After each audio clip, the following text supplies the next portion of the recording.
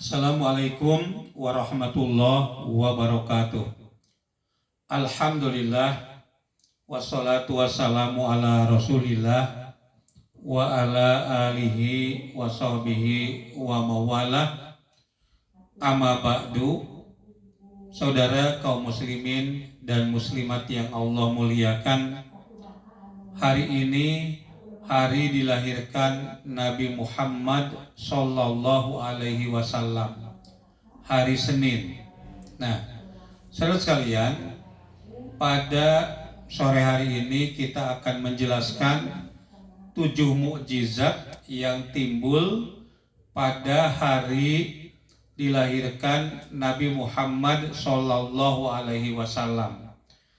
Yang pertama yaitu biasanya orang yang hamil itu merasa susah payah, wahnan ala wahnin, bersusah payah. Nah, ternyata Siti Aminah pada saat hamil mengandung Nabi Muhammad SAW itu tidak merasa payah. Itu yang pertama. Yang kedua, orang yang melahirkan itu biasanya sakit.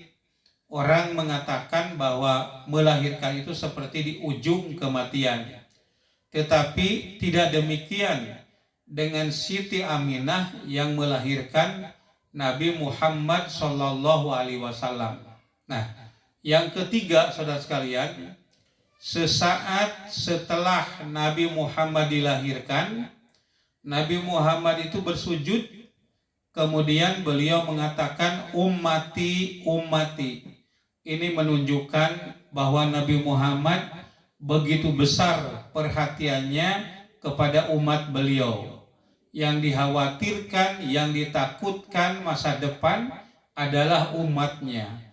Setelah Nabi menjadi Rasul, setelah Muhammad menjadi Rasul, ternyata perhatian terhadap umat beliau itu sangat luar biasa. Ini pemimpin namanya. Bukan hanya merakyat, tapi harus pro rakyat. Harus pro kepada umat.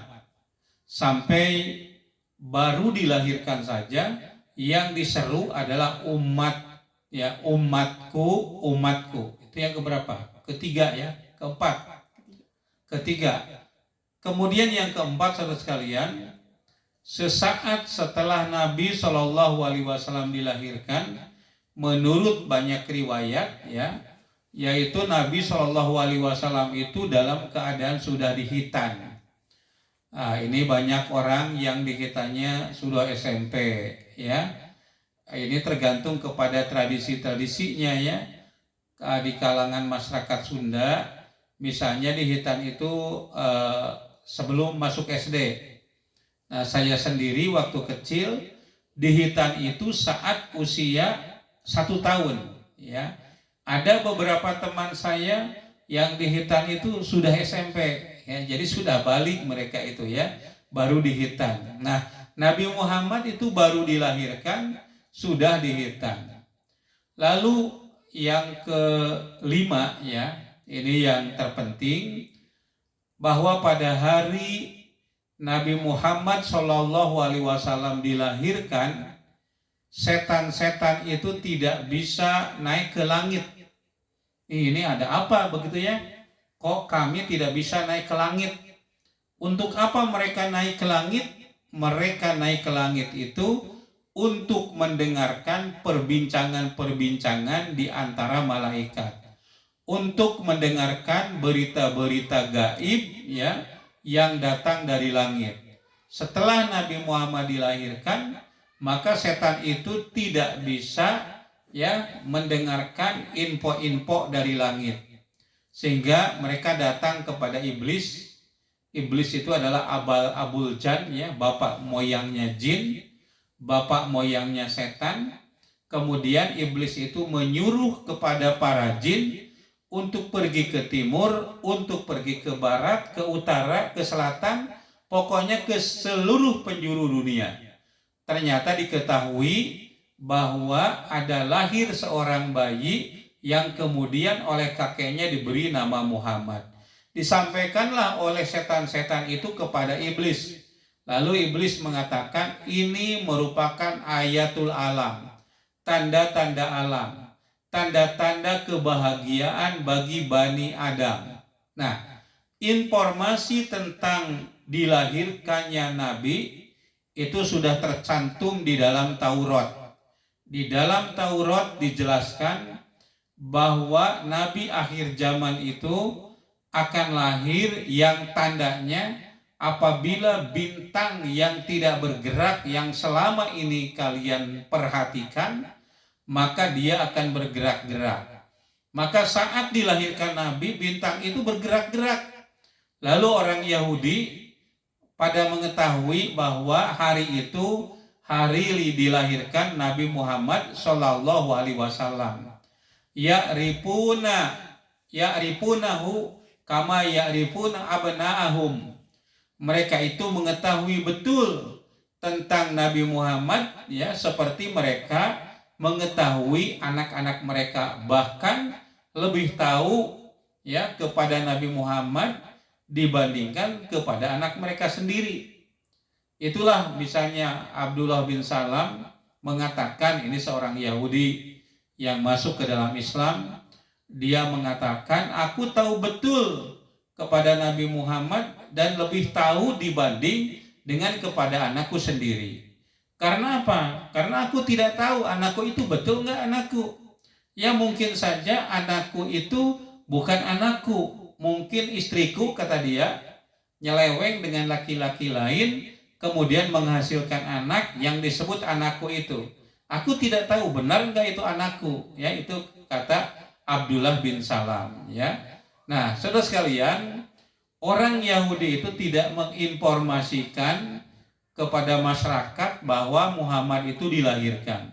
Karena apa? Karena ada kebencian dari mereka kepada Nabi Muhammad.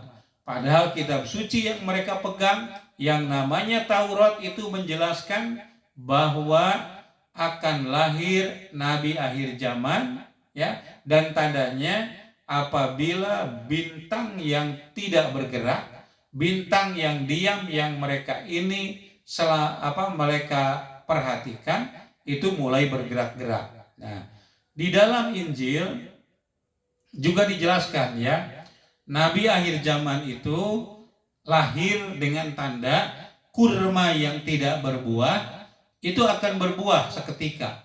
Nah, itu ada kurma di lingkungan mereka yang tidak berbuah, ternyata berbuah. Ini pertanda Nabi akhir zaman itu dilahirkan. Dan mereka juga tidak memberikan informasi kepada masyarakat karena kebencian mereka kepada Nabi Muhammad Shallallahu Alaihi Wasallam. Nah, di dalam kitab Jabur juga dijelaskan bahwa ada mata air yang tidak keluar air. Nanti saat Nabi Muhammad itu dilahirkan, mata air itu akan mengeluarkan air, dan itu terjadi. Nah, oleh mereka juga tidak diberi informasi. Nah, saudara sekalian, hal yang penting bahwa setelah Nabi Muhammad dilahirkan, informasi langit itu tidak diketahui oleh jin. Jadi sekarang kalau ada jin yang memberikan informasi tentang perkara-perkara gaib, informasinya itu diperoleh sebelum Nabi Muhammad itu dilahirkan. Jadi sebagian sudah pada lupa gitu ya. Akibatnya informasi dari dukun itu tidak benar semuanya, karena jin-jinnya itu sudah pada pikun ya.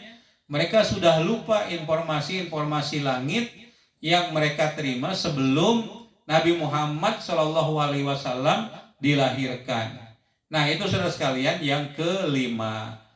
Kemudian yang yang keenam, bahwa yang menyusui Nabi Muhammad itu namanya Halimatus Sa'diyah. Halimatus Sa'diyah itu dulu salah satu dari maaf ya, itu payudaranya itu tidak mengeluarkan air susu. Tapi setelah Nabi Muhammad dilahirkan itu mengeluarkan air susu, begitu ya. Itu mukjizat luar biasa.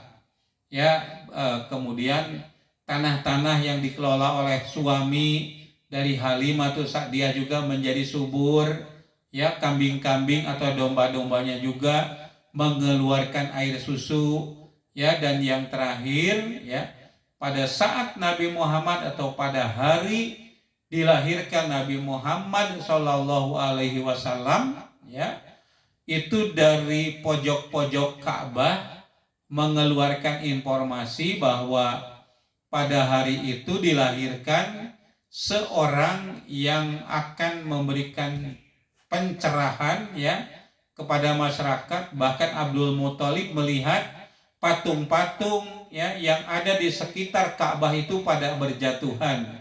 Kemudian timbullah suara bahwa pada hari itu lahir Nabi akhir zaman. Nah, saudara sekalian, itulah yang dapat saya sampaikan pada hari kelahiran Nabi Muhammad SAW pada hari Senin, ya, tanggal 12 Rabiul Awal, ini sekarang ini tahun 1444 Hijriah.